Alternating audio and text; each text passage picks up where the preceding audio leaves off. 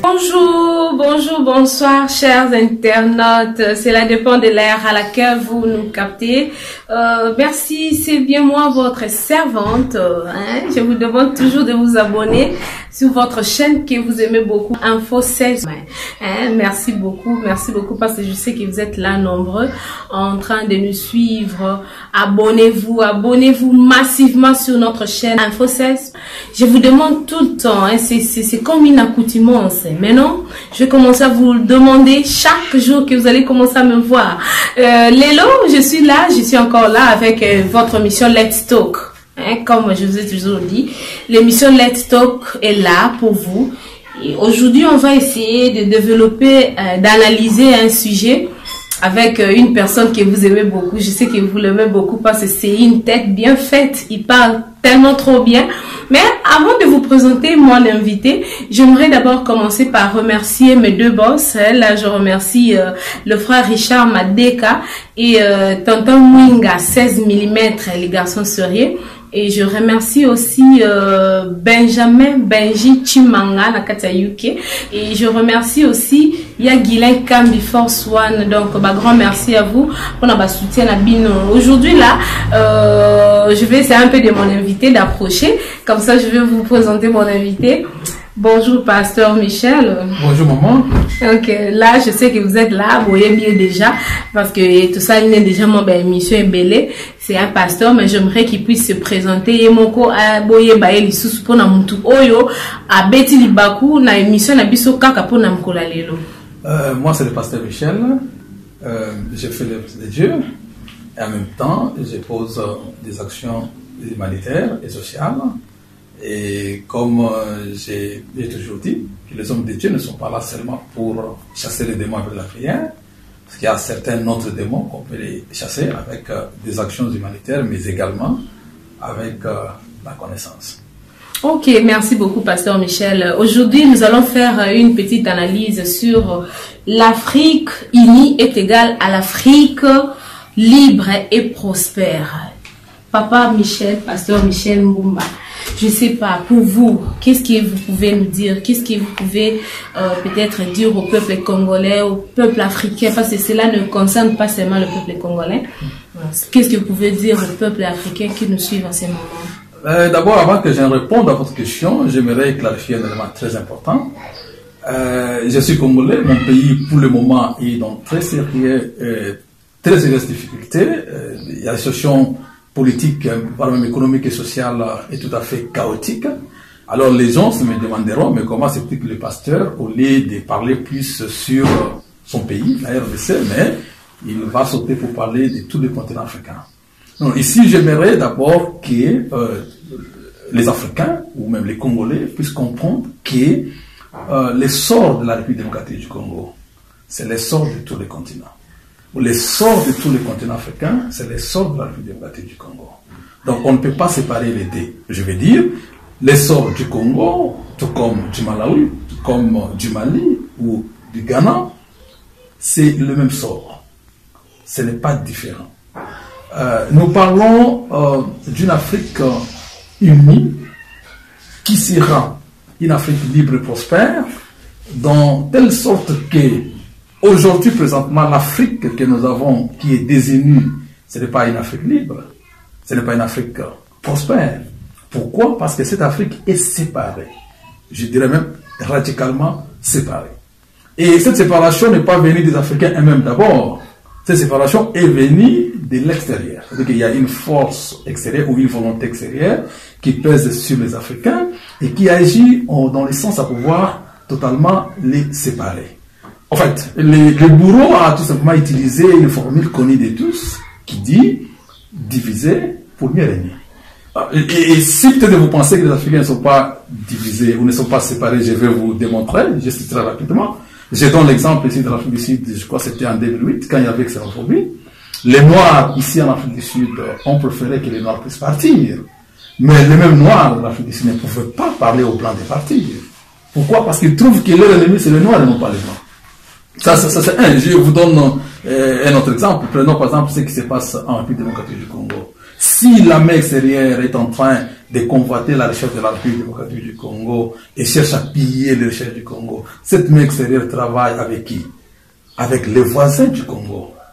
Comprenez? Donc, la main extérieure utilise les Africains pour piller les Africains.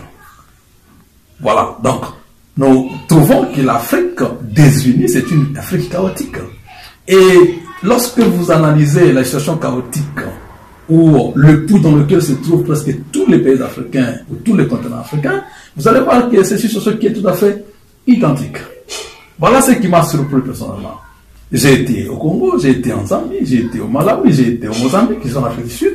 Lorsque j'étudie ou j'analyse la situation sociale de ces peuples noirs, vous trouvez que c'est identique. Même ici en Afrique du Sud, où peut-être on vous présente que la ville de Cape Town, c'est l'une des villes les plus belles du monde, c'est l'Afrique du Sud, c'est l'Europe, etc., etc. Mais quittez ces beaux endroits, allez-y dans les townships, là où les Noirs vivent, vous vous rendrez compte que ces Noirs de l'Afrique du Sud vivent au même moment où ils ont un même niveau presque comme tous les autres Noirs du continent africain. Donc ça montre qu'une Afrique séparée ne peut en aucun cas être libre et encore moins prospère. Merci beaucoup, pasteur Michel. Sarah, il faut qu'il y ait maman Charlotte dans Paris. Là, je vois aussi Tchouké Bombanga. Tchouké Bombanga Montambongo, un Sud-Africain à Paris. Pasteur, la situation chaotique africaine vient de la même mise extérieure. Qu'est-ce qui vous prouve cela? Oui, maman. Il est tout à fait correct et prouvé dans ce plan que la situation chaotique africaine aujourd'hui, c'est une volonté extérieure. Donc, ce n'est pas quelque chose qui provient de l'Afrique, mais c'est quelque chose qui provient de l'extérieur de l'Afrique. Mais vous devez savoir que cette même mise a réussi à son coup en Afrique avec les Africains. Pourquoi? Parce que c'est un peuple qui est divisé. Alors, la même mise extérieure utilise les mêmes Africains pour accomplir son sale besoin, bien sûr, dans les continents africains. Je vais vous donner, faire juste une petite analyse pour que vous puissiez comprendre ce que je veux dire. Nous disons que la situation chaotique africaine aujourd'hui vient de la même mise extérieure. Premièrement, c'est l'état identique de la crise politique, économique et sociale de l'Afrique. Comment se fait-il, maman? Comment se fait-il que la crise économique, la crise politique et la crise sociale se trouvent en même temps au Congo, en même temps en Zambie, en même temps en Tanzanie, en même temps au Zimbabwe, en même temps au Cameroun, en même temps au Nigeria? Si les Congolais de la RDC sont des fautrons, comme on peut le dire, mais aussi les Congolais de Brazzaville doivent être en même temps des fautrons, les Gabonais doivent être des fautrons, les Nigériens doivent être des fautrons, donc tous les Africains doivent être des fautrons au même moment. Il n'y a pas des Africains là qui peuvent comprendre que non, les autres ont commis des erreurs, nous pouvons nous comporter comme ça pour changer. Pourquoi c'est identique? Non, je vais vous dire clairement, maman, c'est identique, hein, parce que ce n'est pas une volonté africaine. C'est une volonté extérieure. Je n'ai pas une date précise pour vous donner, mais il y a une date qui saute à l'œil. C'est l'année 1985, dans la conférence de Berlin. Il s'est fait que les puissances occidentales s'étaient réunies pour se partager l'Afrique comme un gâteau. Sans la présence des Africains, est-ce que vous trouvez ça normal? Les Africains sont là, mais il y a des gens avec de longues moustaches qui se mettent ensemble autour d'une table, ils décident, ils disent non, nous allons couper, nous allons prendre les Congo, nous allons prendre l'Angola, nous allons prendre ceci et cela. Chacun veut prendre sa part. Exactement. Vous trouvez ça normal? Non. Moi, je me sens convaincu que c'est dans cette conférence-là où il avait été décidé que les Africains doivent être maintenus dans cette situation dans laquelle ils vivent aujourd'hui.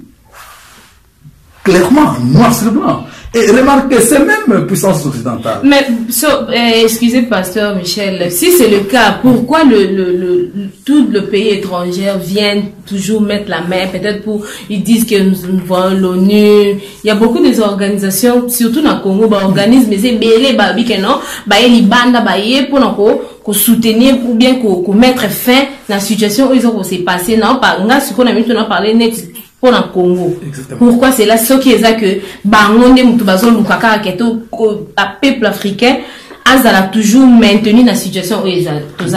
Depuis que ces organisations-là sont en Afrique, qu'est-ce que l'Afrique a eu comme changement? Ok. Oui, on doit être sincère et logique. Depuis que ces organisations-là se trouvent en Afrique, qu'est-ce que l'Afrique a reçu comme résultat positif? Bon, il y a pas tellement de résultats positifs. Les choses ne font que s'empirer, quoi, pour Nanga. Exactement, parce que c'est une utopie, c'est une illusion. Vous voyez, il souffle le chaud et le froid en même temps. Hein? Et il y a certaines réalités que les Africains ne veulent pas comprendre. Et quand vous leur dites ça, ils ne veulent pas accepter ça. Je vais vous dire que la plupart des choses qui se passent sur le plan politique international, et en particulier en Afrique, ce sont des choses qui sont commanditées. On vous fabrique un problème, on vous fabrique une situation désastreuse, et puis on vient pour vous donner la solution. Et vous verrez que quand ils viendront pour vous donner la solution, vous n'aurez pas la solution. C'est pourquoi au Congo, il n'y a pas de solution. Mobutu était au pouvoir, on a chassé Mobutu. Et puis après, il y a Kabila, le père est venu, il est parti. Nous avons le Kabila, le fils, il est là. Qu'est-ce qui a changé au Congo? Quelle est la situation sociale qui s'est améliorée au Congo? La vie reste la même. Les Nations Unies, avec son organisation, la MONUSCO, ça fait presque 17 ans là-bas. Mais qu'est-ce que la MONUSCO a apporté comme des actes positifs pour, bien entendu, changer la situation chaotique de la République démocratique du Congo? En réalité, il n'y en a pas. Mais ils sont quand même là, avec un budget 10 fois plus que le budget de la République démocratique du Congo. Vous trouvez ça normal? C'est anormal. Donc, en réalité, maman, lorsque nous voulons entrer dans le fin fond, vous allez comprendre que la situation chaotique dans laquelle se trouve le peuple africain aujourd'hui, ce n'est pas une volonté des Africains, mais c'est une volonté extérieure. Ok. Maman, merci beaucoup. Merci beaucoup. Président Kaler, Président Kaler, Trésor, Binomo Monica, Gelo, tout ça, juste développement sur développement. Connaissez un peu de faire l'analyse parce que ceux qui t'ont le babouété, peuple africain, te refont la mémoire. Parce qu'il y a des gens qui se servent de nous, étant africains, bah, oya ba lobi nemso makamsusu or que na kati eza makamsusu. Vraiment na tozo continuer de bana biso jina watupa to continuer de bana biso ka ndenge zala. Les élections ne vont pas apporter une solution positive dans notre pays, la République démocratique du Congo. Ça, les gens doivent les souligner. Vous comprenez? Il y a eu les élections en 2006, ça n'a rien changé. Il y a eu les élections en 2011, ça n'a rien changé. Et même ces élections ici, même s'il y en aura en décembre de cette année, ça ne changera rien. Ça, c'est la première des choses. Ce n'est pas ça qui va changer les choses au Congo et en même temps en Afrique, parce qu'il y a toujours des élections partout ici. Même en Zambie, ça fait des années, il y a toujours des élections. La Zambie reste telle qu'elle est là, il n'y a rien qui change. Vous comprenez? Et donc les élections en Afrique ne changent pas. Ça, c'est un. Les Africains doivent retenir ça. Nous le disons et c'est vrai. Ça, c'est la première des choses. La deuxième des choses, nous devons savoir que la notion démocratique qu'on nous a amenée en Afrique, les Africains sont incapables de digérer cela. Ils sont incapables de digérer cela parce que c'est une notion qui semble être très lourde. Nos politiciens au Congo sont incapables de mettre en application les valeurs démocratiques. Ils sont incapables de faire cela. Vous comprenez? Donc, ils ne doivent pas commencer par ce qu'ils appellent la démocratie d'une façon péjorative, vous comprenez? Mais ils doivent par contre commencer par chercher des valeurs démocratiques ou qui prouvent que nous avons accepté cette notion démocratique, ce qui n'existe pas au Congo et surtout en Afrique. Pourquoi? Parce que les leaders veulent se cramponner au pouvoir, ils veulent pas garder tout pour eux-mêmes, et en fin de compte, nous trouvons que cela n'apporte pas véritablement une solution positive. Ça, je voudrais que les Congolais puissent retenir comme ça. Ok, une petite conclusion. Ok, ma conclusion est celle-ci. Je sais que nous avons beaucoup de choses à dire là-dessus. Vous comprenez? J'invite le peuple congolais, tout comme le peuple africain, à comprendre que Parce que à comprendre que trop, c'est trop. Le temps que nous sommes arrivés, c'est un temps de la révolution africaine. Les Africains doivent se tenir debout. Vous devez savoir que la plupart des leaders, même ceux-là que vous avez votés, ce ne sont pas des leaders que vous avez votés. Ce sont des leaders qui vous ont été fabriqués et qui vous ont été placés pour défendre les intérêts de ceux-là qui vous ont placés là-bas. Même ceux-là aujourd'hui qui semblent chasser les blancs, ils sont en train de mentir. Ils ont été placés là-bas par les puissances extérieures afin d'accomplir la volonté de l'Occident, ce que nous appelons aujourd'hui le néocolonialisme, dans la continuité de la colonisation, ou l'impérialisme inhumain qui vient de l'extérieur et qui dirige ceux qui sont ici en Afrique. Cela est déplorable. Et si la situation continue telle qu'elle continue, la situation chaotique de l'Afrique ne changera pas. Nous allons continuer à pleurer, continuer à souffrir, continuer à gémir et continuer à chercher l'aide humanitaire de l'Occident. Et pourtant, l'aide humanitaire n'a jamais apporté une solution conséquente dans notre continent africain. Vous comprenez? Les Africains doivent travailler beaucoup sur ça. Revenons aux valeurs qui sont le mien et qui sont innées en nous, l'unité,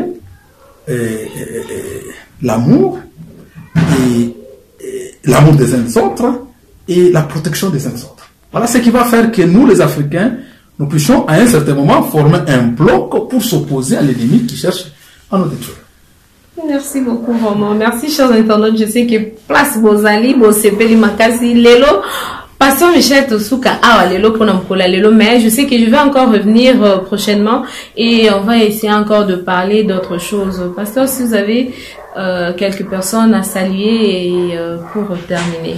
Ok, je salue mon ami, le pasteur José Luamba, qui est à Lubumbashi, au Congo. C'est vraiment un ami, je le salue beaucoup. Et je salue mon père dans la foi, Louis Moukeba. C'est l'homme qui m'a mis au monde dans le christianisme, un homme que je respecte beaucoup.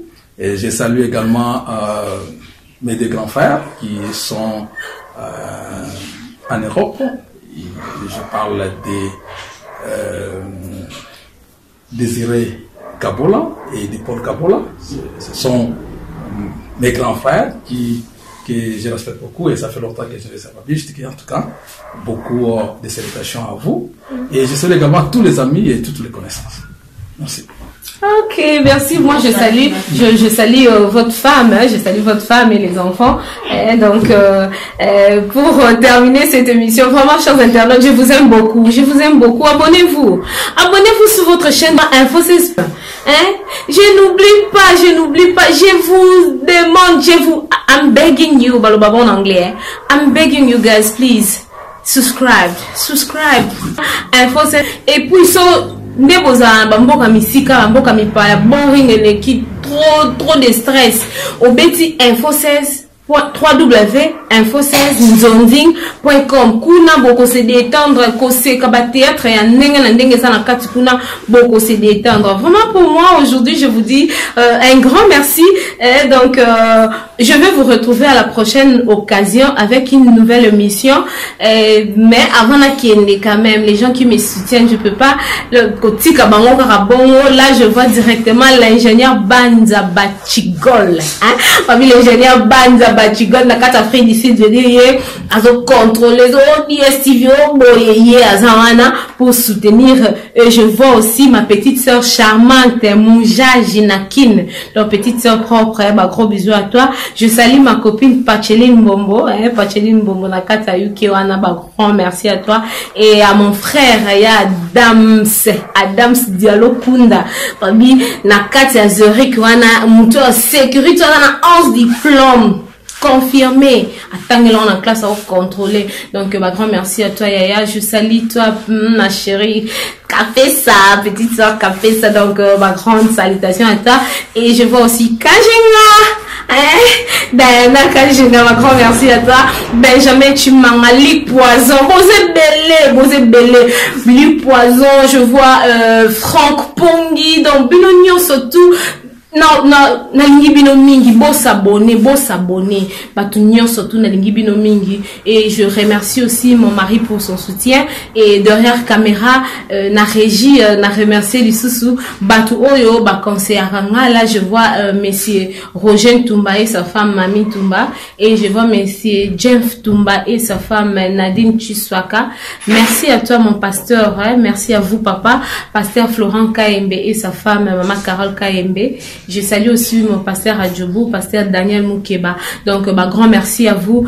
Maman Aline, couple Alele, donc bino ba bibozo passo là, c'est quoi passo là, couple Alele, couple Kabala, couple Kalala, donc on appelle bino ba mbote beli. Ma grande sœur chérie jolie lo quoi, hein, avec le président Percy Mouki du couple na bino na pesi bino ba grand merci. Vraiment, je vous retrouve à la prochaine occasion et à la prochaine na omeme bino mutumongo dadingandu, hein, donc ya ozalawana pour nous intervenir.